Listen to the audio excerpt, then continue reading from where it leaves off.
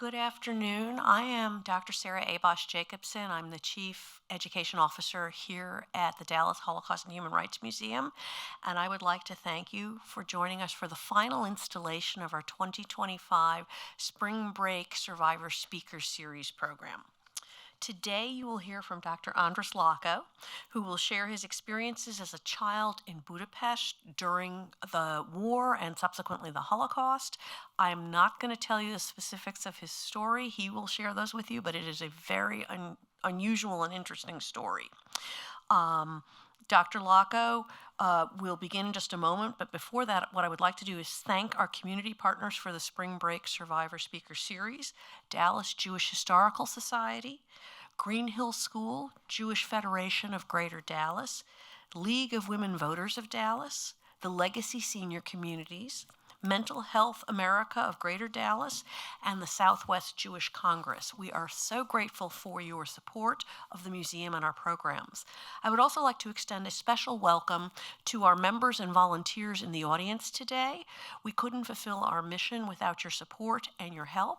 If any of you who are here today are interested in becoming a museum member or a volunteer, please visit our website at dhhrm.org to learn more. In just a moment, Dr. Lacko will share his story with you. Then we will have time for questions and answers. If you are joining us today in person, you received an index card and a golf pencil to fill out a question on as you listen to Dr. Lacko talk today. We will be around right at the end of his talk to collect those so that we will get to as many of those questions as we can. If you are joining us virtually, please use the Q&A button that's at the bottom of your screen and type in your question. Those get fed in, and we will add those to the questions as well. I would like to kindly ask you to silence your cell phones so that we may all listen to Dr. Lacko's story without disruption. For those of you who are older, turn to the younger person to your right or left and ask them to do it for you. It's hard, but they can manage.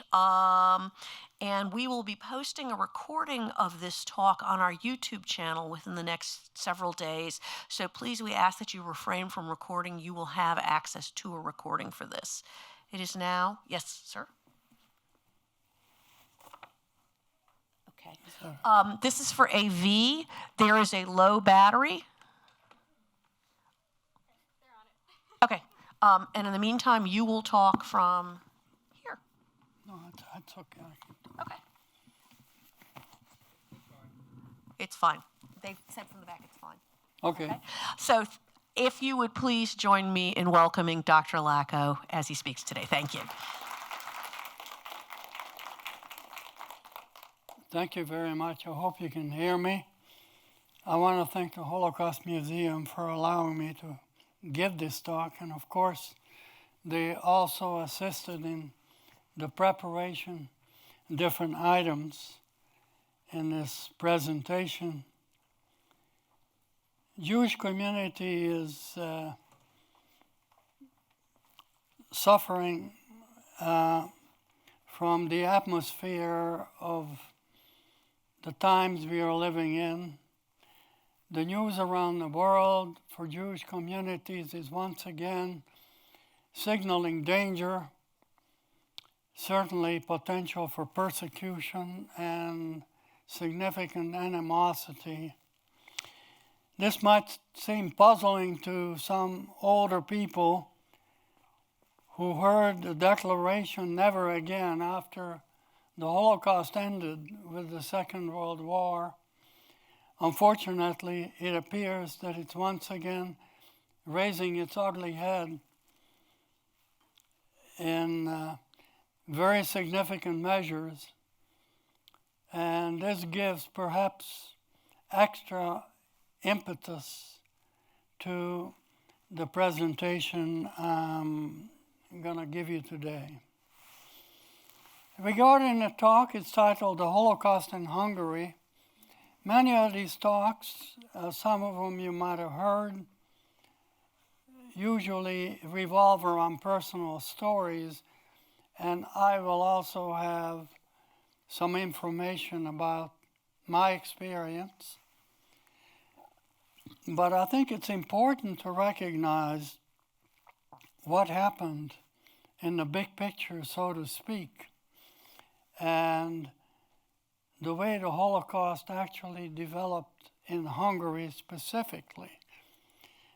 And there is significant difference between Hungary and other countries, considering that Hungary was an ally of Nazi Germany, while countries like France, Belgium, Czechoslovakia, and many other European countries, European nations, were enemies of Nazi Germany.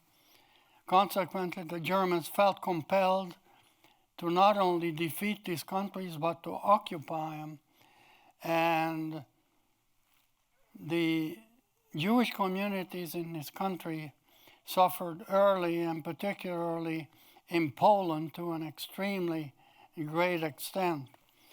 So there are differences in the way the Holocaust played out in different countries, and I will try to point out to you some of the unique aspects that actually impacted Hungary. So just to look at the map and see how Hungary fits into the big picture. On the left here, you see that Hungary, you probably already know, it's a relatively small country, one of the smallest in Europe, and it was almost twice as large before the First World War, but that included many nationalities that now, of course, are part of Romania and Croatia and Serbia and Czech Republic, Slovak Republic, and even Austria. So on the right, you see a more expanded map of Hungary. In the middle with the yellow marker is the capital city, Budapest, which is where I was born. And that's where my story begins. I'd like to show you a little bit about my family background, and then we'll go into the history of the Holocaust and how it took place, how it impacted my family. So on the left, you see me at about 1 year of age. Look relatively harmless and friendly. People tell me this changed very quickly as I was growing older. And I'm becoming a significant troublemaker, which perhaps persists to even this day. In the middle, you see my parents' picture at their wedding in 1934. You see regular middle-class family, relatives gathering for their wedding is the picture on the right. I think it's worth pointing out that this is after Adolf Hitler, who was certainly responsible for initiating the Holocaust, was already the head of the German government, which he took over in 1933. So my parents took the risk of getting married and even having a small family. I was hoping to have sisters or brothers, but that was not in the cards. It was not a practical plan, and my voice was not very strongly considered as a result. So let me just talk a little bit about the picture on the right. In the upper left-hand corner, you see a gentleman with glasses leaning in, and his daughter, who is shown up front here. I don't think this pointer is working too well. But he is the young lady who is on the front row on the right. They are the only two people that you see in this picture who did not survive the Holocaust. They were actually picked up on the street in Hungary. We still don't know under what circumstances. And they were taken to Auschwitz, which I talk about later. That was one of the largest death camps, and we just never saw them again. At the same time, it's fair to say that having lost 2 of about 20 people is a very fortunate outcome for most Jewish families, especially including in Hungary. That's only a 10% loss, and the overall losses in Hungary of the Jewish community for various reasons, and I will talk a little more about that, was about 75%. So our family was quite fortunate, considering having gone through the Holocaust, as most of us did survive and live to tell the story that we have. A little more individual references. On the left, you see me in the kindergarten class at the end of the year. I said a little poem about being the devil, and here I am to really put you in your place and so on. Many people thought this was a perfectly appropriate costume for me at the time. And in the middle, you see me developing my musical talents. And on the right, you see me in a position that the family would never allow me to actually be, and be so close to the pressure instrument, which was a radio receiver, because they would have known that I would have probably done irreversible damage in a very big hurry, and that was strictly allowed for the purpose of taking a picture. But anyway, you could see that these pictures represent a period of about 1939 to 1941. Those were very difficult times all over the world, including in this country.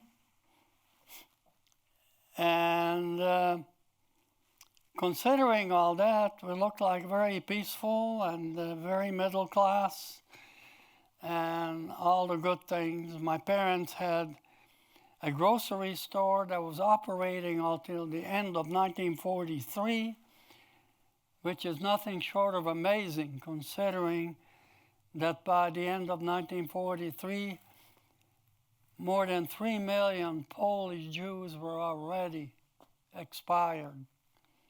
So the Jewish community in Hungary had a relatively good life considering what went on in the rest of the world. Of course, at that point, things turned for the worse, and I'll get into some of the details. So looking at the timetable,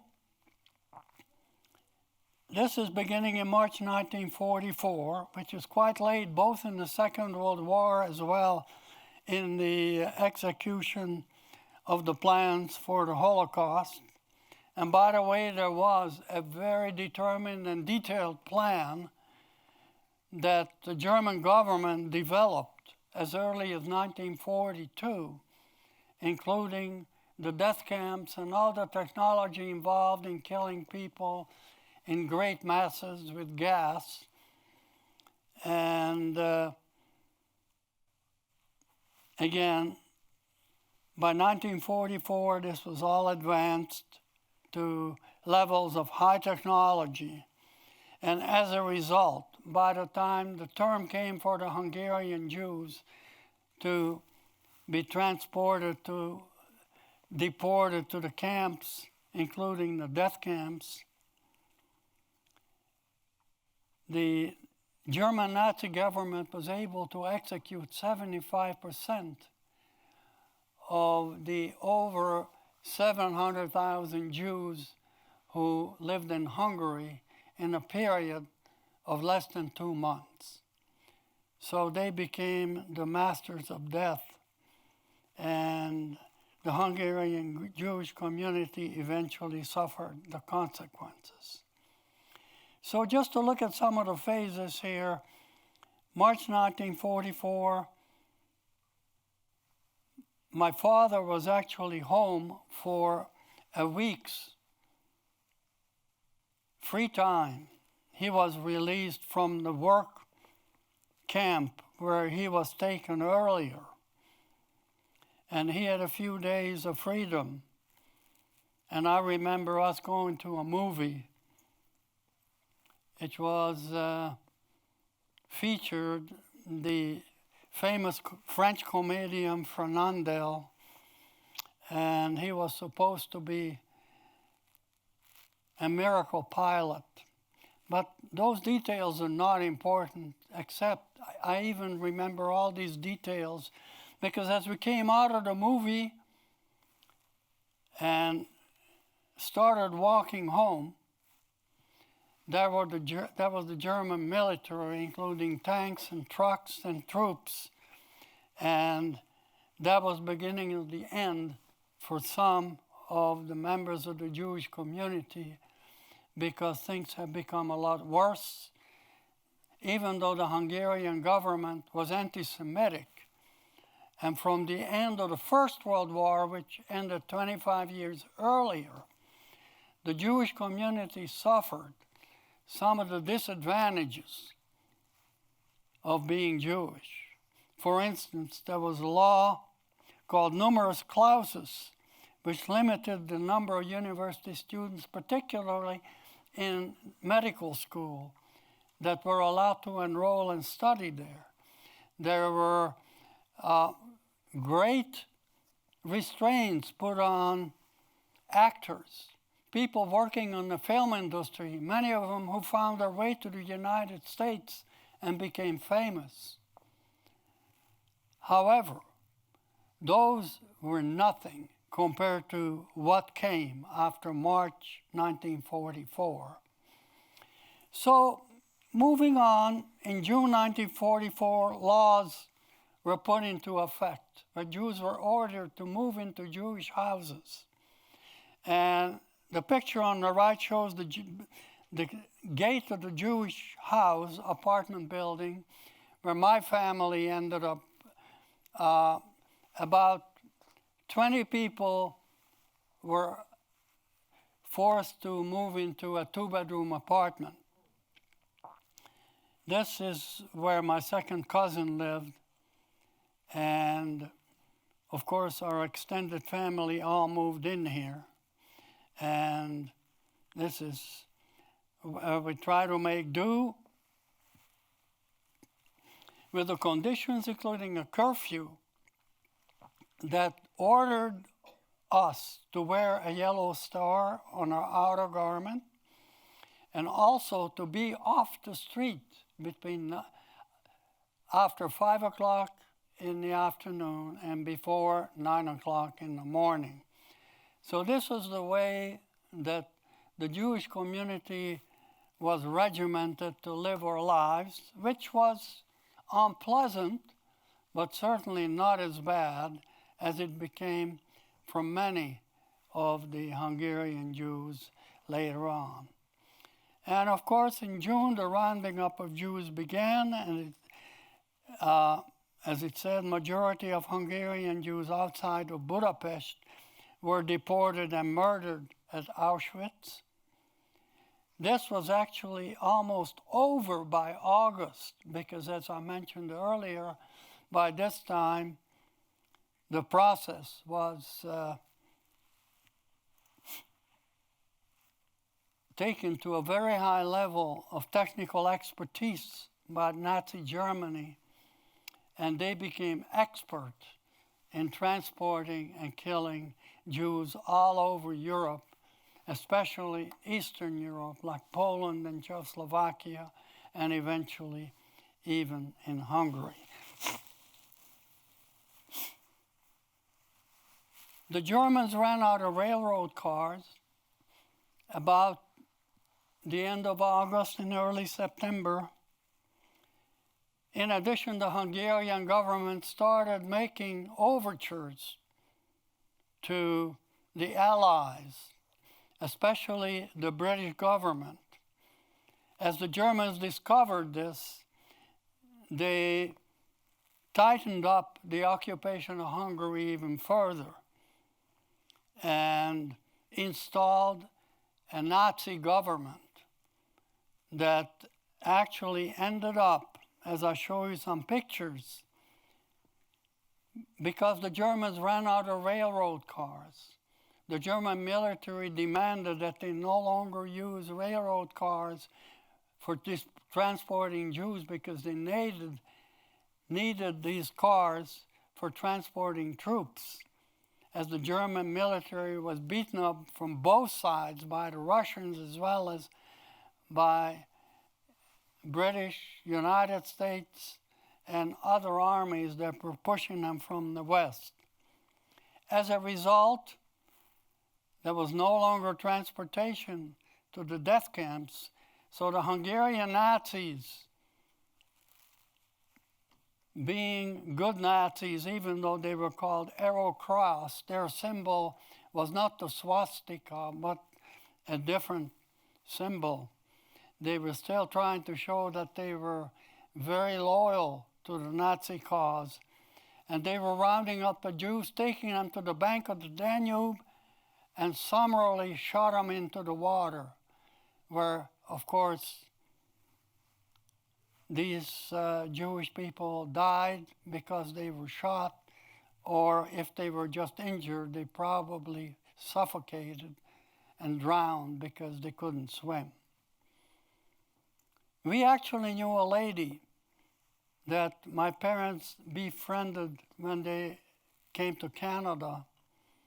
And this lady was a good swimmer, and she actually managed to swim to the shore of the Danube further downstream. And she was one of the thousands that actually got executed in this manner once the Germans ran out of railroad cars and the death camps could no longer function to full efficiency. So what about our story? What about our family? Well, on the left, you see my father's identity papers in this work camp that was attached to the Hungarian army, and their role was to collect junk, clean the roads, dig ditches, and just do menial work that supposedly helped the Hungarian army to move around and transport people and equipment to the destinations that they wanted to. In the middle, you see in the upper part, my mother, who was dressed up to go into hiding as a dishwasher, even though she was a law clerk before she got married, and she ran the purchasing for our store, our grocery store, before the store was actually closed once the Germans occupied Hungary. And my picture you see under my mother's when I was 9 years old, right after the war. But I more or less looked like that during the story that I'm telling you right now. In the extreme right, you see shoes. And these were put there as a memory for the Jews who were shot into the water. You see the Danube there, beautiful blue Danube. That wasn't so beautiful during the Second World War, and it was certainly a place where many of the Jews of Budapest met their death. So how did this all transpire? Well, the map you see again is the map of Hungary. You see one of the arrows pointing to the capital city, Budapest again. You see on the right-hand side the arrow, Szatmár, which was a very heavily populated, ultra-religious Jewish populations.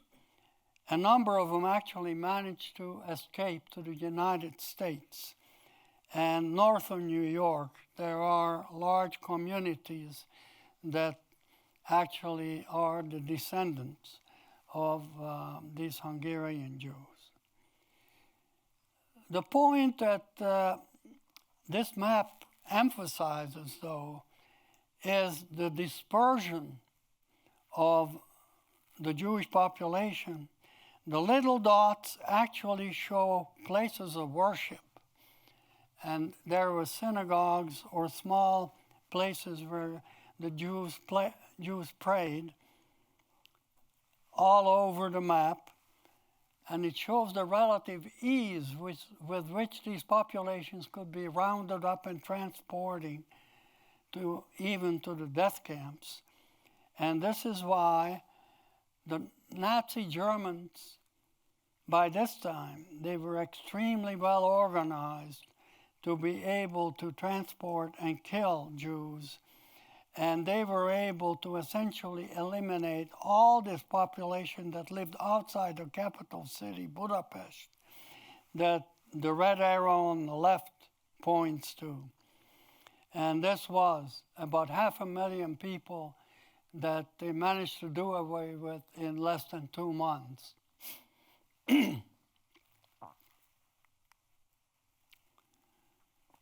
So this shows how the Jews were transported and where they were transported.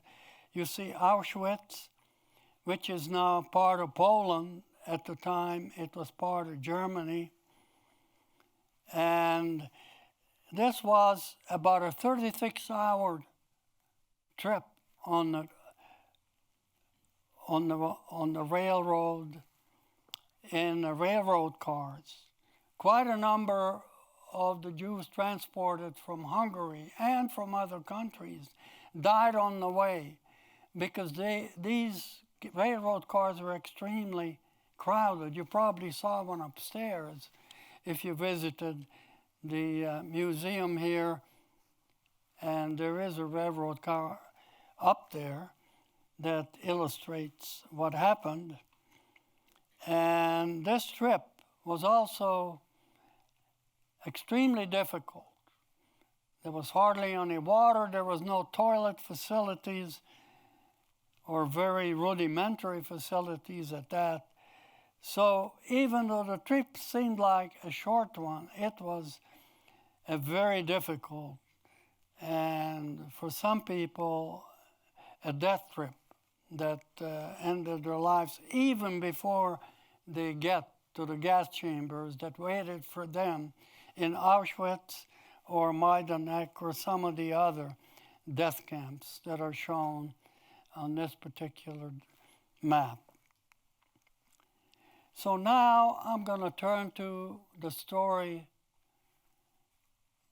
that impacted me during this relatively short period of the Hungarian Holocaust that I mentioned began in March 1944.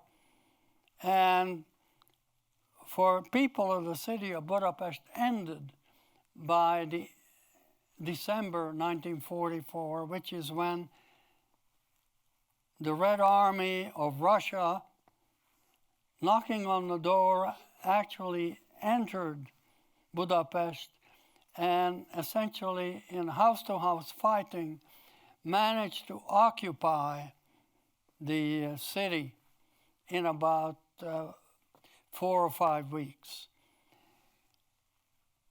The occupation of Hungary by Germans ended in April 1945.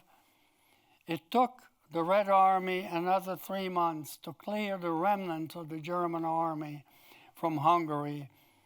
And that's when the Holocaust ended for all of Hungary. So back to my story. My father was in the work camp. My mother went into hiding. I was taken to I was taken to a house for orphans, an orphanage. That orphanage, after about a week, stopped functioning. Then all Jews were required to move into what is called the Budapest ghetto, which is shown on the left-hand side, picture on the left-hand side. You see the Stars of David indicating that Jews are living in there. This was about a 6-block area where the population of about 100,000 Jews who lived in Budapest was supposed to be crammed into. The plans by the Nazis was to surround this 6-block area with explosives and blow it up, and that would have been the final end of essentially all the Jews who lived in Hungary.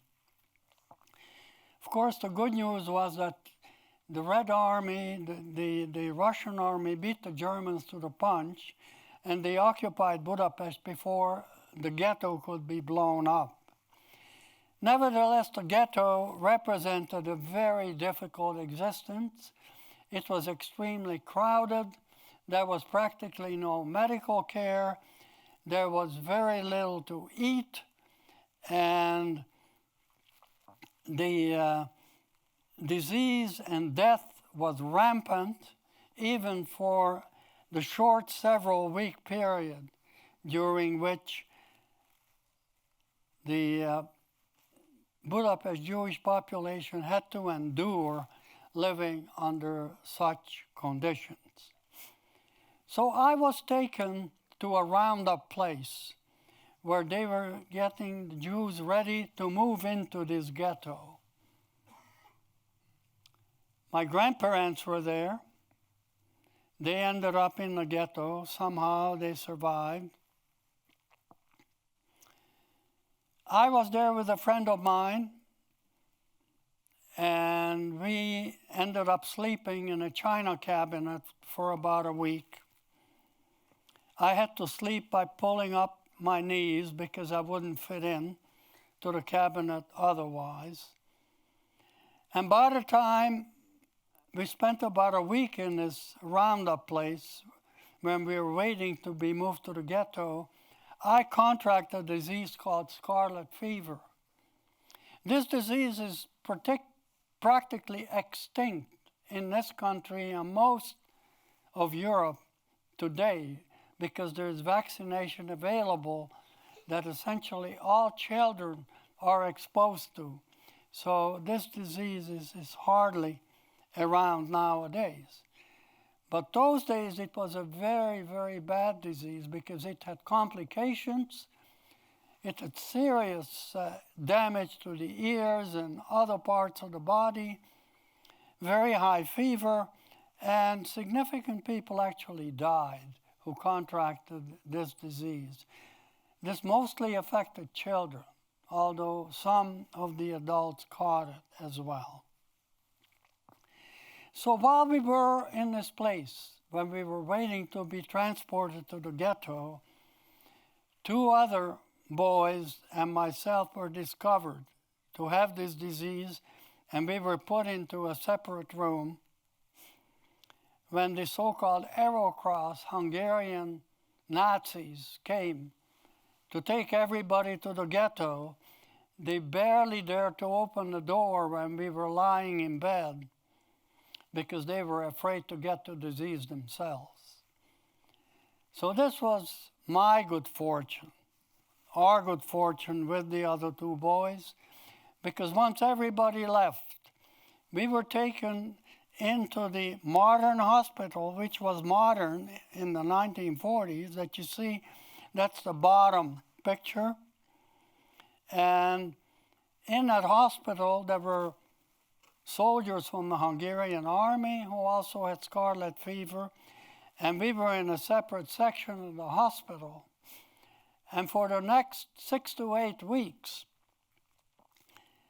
I was given the same service, medical care, that the soldiers were. This included 3 proper meals a day, which was almost unheard of in Hungary, in any place by that time, and medical care. And I even had a relatively light case of this disease. My temperature barely rose above normal, so I was extremely fortunate to be in that condition and survive in that very comfortable hospital where we really suffered no ill consequences of any kind until one day we discovered that all the medical staff, including doctors and nurses, were gone. There was no food left because the Russians were coming, so everybody wanted to escape. We were, of course, not told this, and these 2 boys that were originally transported in there with me, them and I decided that if we're going to survive and get something to eat, we're going to have to walk home. And they lived a little closer to the hospital than I did. Nevertheless, we decided to get out of there, even though it was one of the coldest winters in about 20 years. It was minus 20 degrees, and my shoes were not really proper for that weather, and they were leaking, but having no other choice, that's what we decided to do. So just to show you a couple of pictures which are representative of what went on in Budapest, this shows soldiers of the Red Army, as I mentioned, in house-to-house fighting in the city of Budapest. On the top, you see the Royal Palace, which is a beautiful building. On the left was bombed to smithereens by that time. It's been rebuilt since, and if you ever go visit Budapest, I think you'll appreciate the beauty as well as inside. There are exhibitions, and it's a very nice place to visit. The picture on the right shows the Chain Bridge, which was built about 100 years before by a British engineer, along with 6 other bridges that spanned the Danube, were all blown up by the Germans to slow down the advances of the Russian army. And in addition to that, I cannot show you all the pictures, but the city practically was in ruins. So these are the conditions under which we undertook the journey that's shown on the map of Budapest here. This is the hospital in the suburbs, and I had to go all the way over here. We lived near the Danube in district number 5. That's where my parents' store was. That's where they were married, and when I was born, we lived in an apartment building. It was all in one city block where many of our relatives lived when we moved together. So that's where I was hoping to get back to, hopefully to see my mother and eventually my father. Well, this journey in terms of miles, which is about 10 miles, turned out to be not such an easy venture. It lasted about a week. And along the way, of course, we had to stop, find shelter.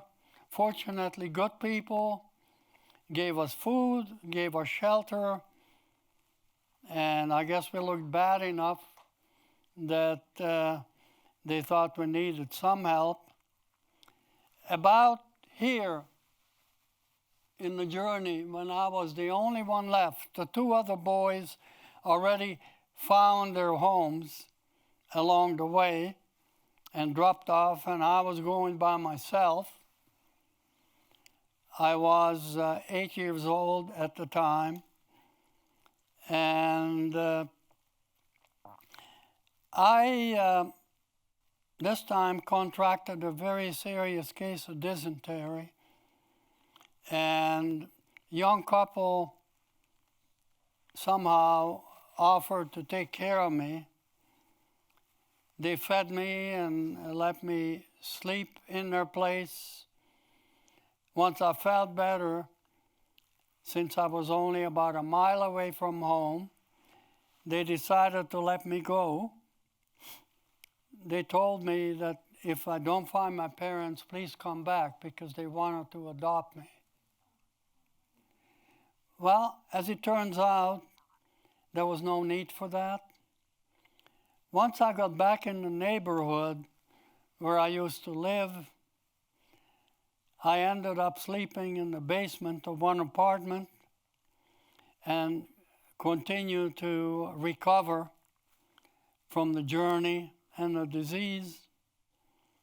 My mother walked in the next day, and the rest is a sort of history. And I want to give you a brief summary of the history that followed. So here you see my picture in my identity papers at age 18, which is when I left Hungary. I was 19. And you see the stamp of the Canadian government in January 1957 when I arrived in Canada. I left Hungary with a briefcase, which carried all my possessions. And I lived in Canada until 1962, about 5 years. I acquired Canadian citizenship, and I was able to help my parents get out of Hungary and settle in Canada, and they're actually buried near Vancouver, British Columbia on the west coast, which is a very attractive place. Moving on, you see me walking at about age 20 on the streets of Vancouver looking for work. On the right, you see the journey I took from Hungary to Vienna first, and then Canadian government flew me all the way to Montreal. I eventually went by train to the west coast of Canada. Having studied at the University of British Columbia and University of Washington, I eventually ended up here in Texas, and I taught medical students and graduate students at University of North Texas for 46 years before retiring about 3 years ago. So that's the end of my story. Here are some of the consequences. Upper left, you see family outing that shows all my 4 children, all except one of the grandchildren, on a trip to Possum Kingdom. On the right, you see 3 of my granddaughters. The 4th in the upper left-hand corner is the daughter of my first cousin who died earlier. She is my closest living relative now. On the bottom left, you'll see a family from Sweden. The short lady is my second cousin, my mother's first cousin, who established a family there, and his daughter and son in the middle.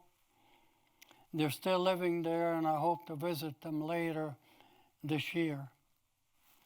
So that's the end of my journey and the end of my story. And I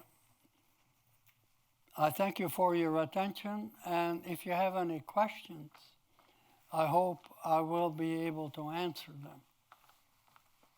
Thank you, Andras. So if you have any questions that you would like Dr. Lacko to answer, please just hold up the card that you've written on, and there are team members who are coming around, and they will pick those up. In the meantime, I have some questions that have already come in from online, and so I will ask those, and we'll get started that way.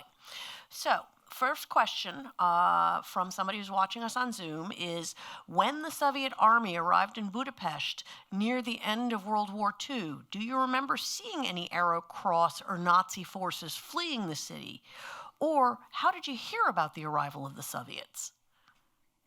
Well, we saw the Soviet soldiers. In fact, later on, my cousin, who unfortunately just died, I showed you, ended up in Sweden. She and I used to go on journeys and beg these soldiers for bread, and we usually went home with a fair amount to eat. And they, for the most part, were generous as far as, especially children, to give something to eat, you know. Okay. The other part of this was, do you remember seeing either Arrow Cross or Nazi forces? No, not at all. Okay.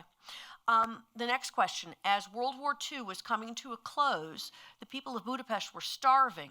What do you remember about how you and your family secured food and goods and survived despite little resources? Well, that's an excellent question. And that's a very real statement. Thank you, online people. I already told you we begged for bread from the Russian soldiers. Those are a couple of words we learned, how to ask in Russian for bread. And we were successful. Now, my parents were extremely fortunate because before the war ended, they had a box in which they put a bunch of canned goods from the grocery store we used to own. And they managed to find that, and that lasted a few days, I remember. Then I remember my mother went out and traded her raincoat for, you know, a few pounds of tomatoes or something. But it was that kind of existence. People on the street were cutting up dead horses and taking the meat home. We didn't do that. But it was pretty bad. I mean, there was no electricity, no gas, in addition to having no food. And people from the country came in, and they were willing to do this trading. So somehow we survived those couple of weeks that were really bad. How long did it take for Budapest to recover after the war, and did the Soviets help rebuild? Well, the Soviets didn't help to rebuild. I mean, unfortunately, some of the Soviet troops are very primitive, and they did more stealing than, I mean, some of the individuals, they actually did, you know, provide food like we got from the soldiers. And the Soviet soldiers really like watches. Some of them had watches up to their elbow because they traded food for watches. That was the big item. That was one way to get food. The recovery didn't last all that long. Once agriculture got going and there was still some food left in the country, my father started, when he got back, started selling radishes in the courtyard of the apartment building. Soon he found other things and opened up the store. And I would say in about 3 or 4 months, he was pretty much up and running with most goods that you would find in a grocery store. When did you personally find out the extent of the Holocaust, particularly anything about the death camps? Well, that came kind of slowly. And for me as a child, it wasn't all that clear either. But I know that the newspapers had stories. There was a Hungarian physician who worked with the horrifically cruel German officer called Mengele. And he was working with this Hungarian physician, and he started a series of articles in the Hungarian papers describing a lot of the horrors that he went through. And of course you heard from individuals, and books appeared, and eventually the whole story became clear in essentially every detail. But it took several years for me personally to really get into all the details. Okay. This one is an easy one. Where do all of your grandchildren live and your great-grandchild? Well, most of my grandchildren live in Dallas, and the great-grandchild lives here too. The one grandchild lives in South Carolina. So that's about it. Okay. How did your parents tell you as a young child what was happening as the war was breaking out? What were you aware of? Well, they didn't tell me a great deal. I mean,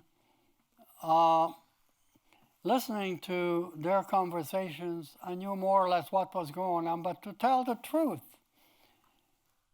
they did not know the details of the concentration camps and the death camps either, because they were kept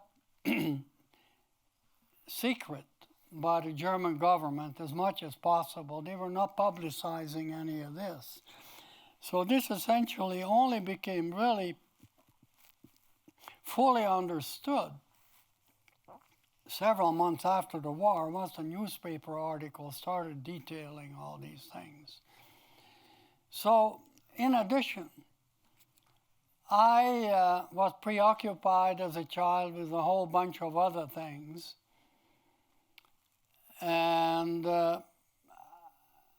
even though I read what I could, but I was not particularly told any details by my parents because they didn't know very much either until they started getting the published information and digested it.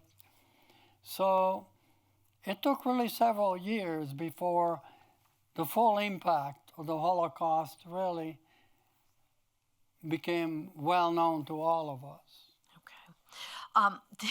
This question is a bit personal, and so I'm going to ask it, but you don't have to answer it. How does that sound? How many years have you lived? Somebody would like to know.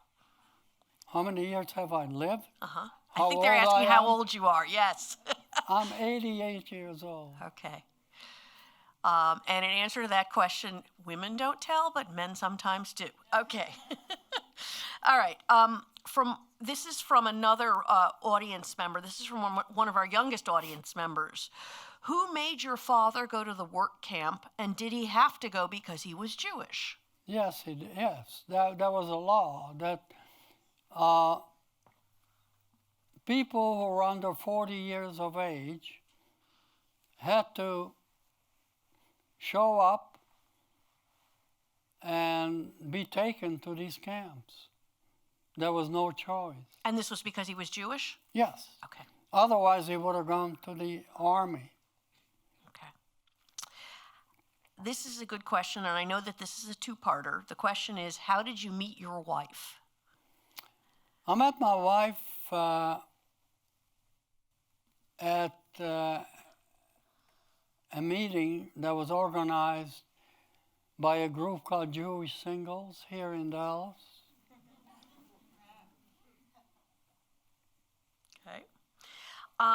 Next question. Are you still a citizen of Hungary or Canada? Actually, I could be a citizen of Hungary because wife of my first cousin took out papers, but those papers expired now. I am still a Canadian citizen, but I'm also an American citizen, and I travel with a U.S. passport. Okay. This next question, I think, is a really important question to ask today. What would you say to someone who says the Holocaust was a hoax? Well, I mean, there's still enough living Holocaust survivors who lost enough relatives that can give personal testimony as to what happened during the Holocaust if you just want to keep it simple and rely on people being killed. But the evidence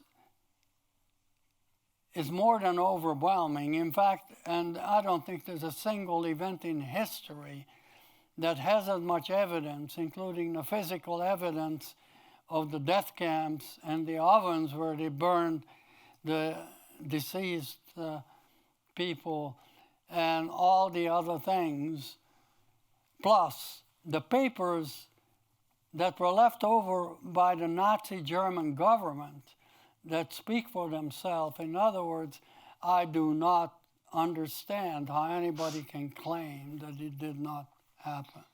And I just quoted you a handful of the things that prove that it did occur.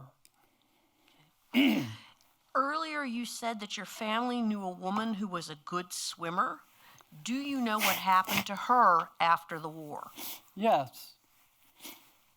She got married and went to Canada, and fortunately both she and her husband no longer alive, but we used to get together with them in Vancouver, British Columbia quite often because they were good friends of my parents. Okay. Have you ever returned to Hungary since the war? Yes, I've been back to Hungary quite a number of times because I had more relatives. I still have one or two left. So you went to visit them? Yes. Okay. Okay, this is the final question. This question is, what gives you hope or makes you hopeful? Well, I didn't say much about this, but to tell you the truth, I'm less hopeful than I was a few years ago.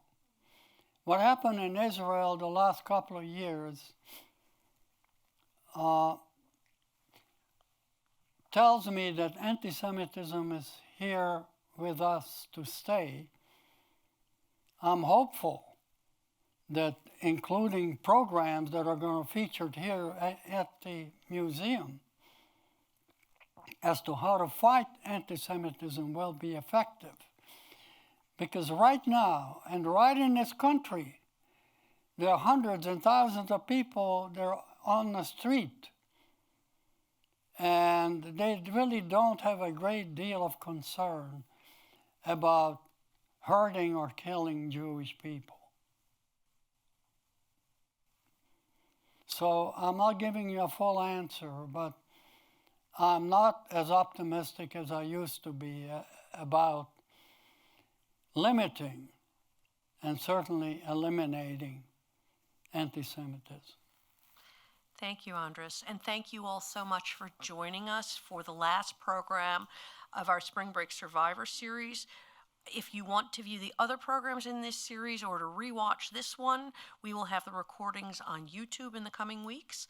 Also, if anybody would like to meet Dr. Lacko, you are welcome to come up on stage to say hello. Just come up the ramp. And thank you all so much for joining us today. Thank you, Sarah.